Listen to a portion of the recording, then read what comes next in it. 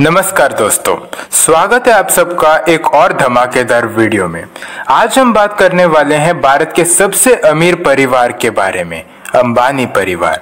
एक परिवार जो सिर्फ पैसे और शोहरत के लिए नहीं बल्कि अपने स्ट्रेटेजिक डिसीजंस और रिस्क टेकिंग एबिलिटी के लिए मशहूर है। आपने मुकेश अंबानी, अनिल अंबानी और एंटेलिया के बारे में तो सुना होगा, लेकिन आज हम बात करेंगे उनकी कहानी के उन पहलुओं के बारे में जो शायद आपने कभी नहीं सुने होंगे। तो वीडियो को आखिर तक जरूर देखिए, क्योंकि ये कहानी सिर्फ सफलता की नहीं, स्ट्रगल, परिवार के तनाव और ऐसे प्लानिंग की है जो सबको चौंका देगी। अगर आप चैनल पर नए हो तो चैनल को सब्सक्राइब करो। तो चलो बढ़ते हैं इस कहानी की ओर। दोस्तों, हर कहानी की शुरुआत होती है एक सपने से। धीरूभाई अंबानी जो शुरू में एक स्कूल टीचर के बेटे थे, उनका भी एक सपना था। उन्होंने कहा था, सपने सिर्फ रात को देखने के लिए नहीं होते, इन्हें तो दिन में देखकर पूरा करना पड़ता है। धीरूभाई का जन्म 28 दिसंबर 1932 को गुजरात के चोरवाड़ गांव में हुआ था। काफी कम लोग जानते हैं कि उन्होंने अपनी पहली नौकरी यमन के एक पेट्रोल पंप से शुरू की थी। वहां उन्होंने देखा कि किस तरह तेल के व्यापार से पैसा कमाया जा सकता है। बस यहीं से उनके मन में एक ख्याल आया भारत वापस जाके व्यापार करने का। जब वो मुंबई वापस आए तो उन्होंने रिलायंस कमर्शियल कॉर्पोरेशन शुरू किया, एक छोटी सी दुकान से जहां बस एक टेबल और 2 कुर्सियां थी। लेकिन उन्होंने एक छोटे दुकान से लेके दुनिया के सबसे बड़े पेट्रोकेमिकल बिजनेस तक का सफर कैसे तय किया, ये हम अगले सेगमेंट में जानेंगे। 1980 के दशक में रिलायंस के टेक्सटाइल बिजनेस ने मार्केट में धमाल मचा दिया, लेकिन उस वक्त उन्होंने टेक्सटाइल से पेट्रोकेमिकल इंडस्ट्री में कदम रखा और यही कदम उन्हें दुनिया के इंडस्ट्रियल जायंट के बीच ले आया। उस वक्त उन्होंने कहा था कि छोटे इन्वेस्टर्स के सपने को उड़ान देना मेरा सपना है। इसलिए धीरूभाई अंबानी ने मुंबई स्टॉक एक्सचेंज में लैक्स ऑफ स्मॉल इन्वेस्टर्स को जोड़कर रिलायंस का आईपीओ लॉन्च किया। अब अगर आपको आईपीओ के बारे में नहीं पता तो मैं बता दूं कि कंपनी कभी भी अपनी पहली बार शेयर्स बाजार में बेचना चाहती है तो उसे आईपीओ कहा जाता है। तो चलो टॉपिक में फ्लिप करते हैं। उन्होंने जामनगर में दुनिया की सबसे बड़ी ऑयल रिफाइनरी बनाने का सपना देखा। इस रिफाइनरी का निर्माण उनके स्ट्रेटेजिक विजन का हिस्सा था, लेकिन इसके लिए जो उन्होंने रणनीति अपनाई वो बहुत चतुराई भरी थी। उन्होंने ये देखा कि भारत में पेट्रोलियम प्रोडक्ट की मांग बहुत तेजी से बढ़ रही थी और लोकल सप्लाई बहुत कम थी। इसलिए उन्होंने जामनगर का चयन किया, क्योंकि यहाँ मरीन टाइम इंफ्रास्ट्रक्चर और पोर्ट फैसिलिटीज की वजह से रॉ मटेरियल की सप्लाई और फिनिश प्रोडक्ट की डिस्ट्रीब्यूशन आसान होती थी। धीरूभाई ने रिफाइनरी का निर्माण इस तरह से किया कि वो लो कॉस्ट प्रोडक्शन में काफी इफेक्टिव रहे। उन्होंने नए टेक्नोलॉजी का इस्तेमाल किया, स्ट्रेटेजिक पार्टनरशिप्स किए और लोकल सप्लाईज के साथ टाई अप्स किए ताकि उन्हें रॉ मटेरियल की सही समय पर सप्लाई मिल सके। जामनगर रिफाइनरी ने क्रूड ऑयल को रिफाइन करने के बजाय डीजल, पेट्रोल और ल्यूब्रिकेंट जैसे बहुत सारे प्रोडक्ट्स बनाने शुरू किए, जिससे उन्होंने अपने रेवेन्यू स्ट्रीम्स को डाइवर्सिफाई किया। उनका ब्रांड रिलायंस भरोसेमंद नाम बन गया, जिससे प्रोडक्ट की डिमांड में वृद्धि हुई। धीरूभाई अंबानी की ये चतुराई भरी रणनीतियां सिर्फ रिफाइनरी के निर्माण तक ही सीमित नहीं थी, बल्कि उन्होंने पूरे भारत की पेट्रोलियम इंडस्ट्री को बदलने में महत्वपूर्ण भूमिका निभाई। लेकिन उनकी मौत के बाद परिवार में तनाव बढ़ गया, जिससे उनकी चतुराई भरी रणनीतियों को आगे बढ़ाना मुश्किल हो गया। इसका काफी इम्पैक्ट कॉर्पोरेट सेक्टर पे पड़ा। लेकिन इतना सब होने के बाद भी वो लोग कैसे सक्सेसफुल हैं? उन्होंने किस तरह कॉम्पिटिटर्स को हमेशा पीछे रखा,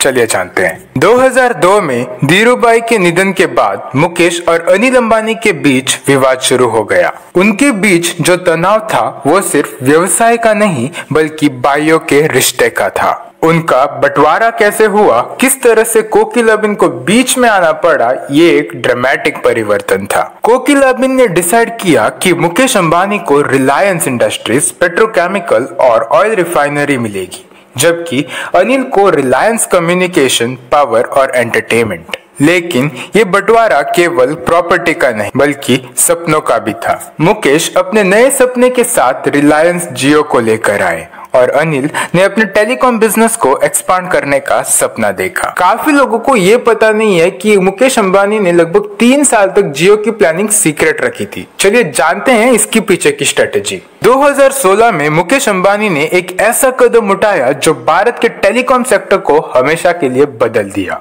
रिलायंस जियो। फ्री डेटा, फ्री कॉल्स और फास्ट इंटरनेट के जरिए उन्होंने भारत को डिजिटल रेवोल्यूशन के रास्ते पर डाल दिया। ये उनका data is the new oil strategy का हिस्सा था। जियो के लॉन्च के बाद सिर्फ 1 महीने में 16 मिलियन यूजर्स बने और आज जियो के पास 400 मिलियन से ज्यादा यूजर्स हैं। उन्होंने डिजिटल भारत का एक नया सपना देखा जो सिर्फ एक टेलीकॉम बिजनेस नहीं था, बल्कि उनका प्लान था एक डिजिटल इकोसिस्टम बनाना।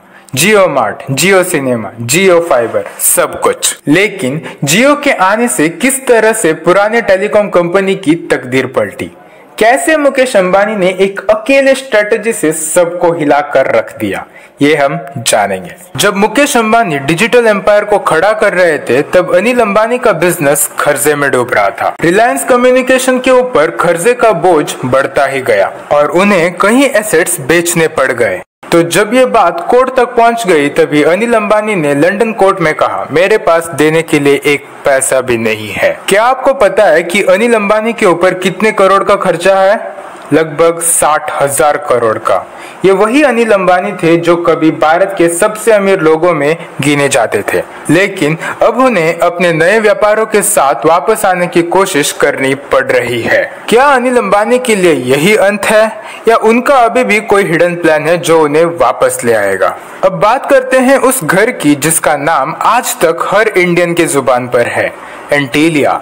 27 मंजिलों का ये घर जो 4 लाख स्क्वायर फीट में बना है, दुनिया का सबसे महंगा प्राइवेट रेजिडेंस है। लेकिन क्या आप जानते हैं एंटीलिया के इंटीरियर में एक ऐसा रूम है जो मुंबई के गर्मी से बचने के लिए है। ये आइस रूम ना सिर्फ एसी की ठंडी हवा से भरा है, बल्कि विशेष रूप से इसे ठंडक का अनुभव करने के लिए डिजाइन किया गया है। यहाँ की दीवारें और फर्नीचर बर्फ के रंगों में है, जिससे एक जादुई माहौल बनता है। इस घर में स्पा, हेलीपैड, सिनेमा और टेम्पल के अलावा लगभग 600 लोग स्टाफ के रूप में काम करते हैं और इसके मंथली इलेक्ट्रिसिटी बिल को सुन के तो आप लोग हैरान ही रह जाओगे, लगभग 70 लाख रुपया। तो अब एंटीलिया के बाद हम लोग बात करते हैं अनिल अंबानी के बारे में।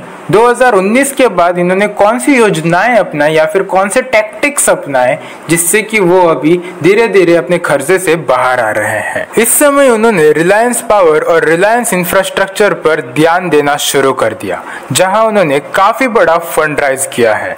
हाल ही में उन्होंने लगभग 17,600 करोड़ की राशि इकट्ठा की, जिससे इस कंपनी को जीरो डेब्ट बनाने में मदद मिली। ये फंडिंग उन्हें नए ग्रोथ अपॉर्चुनिटीज प्रदान करती है और उनका प्लान है कि वो रिन्यूएबल एनर्जी प्रोजेक्ट्स पर भी ध्यान दे रहे हैं, जिससे उनका व्यवसाय सस्टेनेबल बन सके। उनका ये कदम ग्लोबल ट्रेंड्स के साथ जुड़ा हुआ है, जहां वो सोलर और विंड पावर प्रोजेक्ट्स में इन्वेस्ट कर रहे हैं। इसके अलावा अनिल अंबानी ने अपने व्यवसाय को अंतर्राष्ट्रीय स्तर पर भी बढ़ाने का प्रयास किया है, जहां उन्होंने यूएस, यूके और सिंगापुर जैसे जगहों पर भी प्रोजेक्ट शुरू कर दिया है। आज भी अनिल अंबानी की कोशिश है कि वो अपने व्यवसाय को नए अवसर के साथ संभाल सके और उनका ये जुनून ही उन्हें नए रास्ते प्रदान कर रहा है। उनका बिजनेस सफर एक ऐसी प्रेरणा है कि कैसे व्यक्ति कठिनाइयों के बाद भी नई शुरुआत कर सकता है और नए अवसरों की तलाश में रहता है।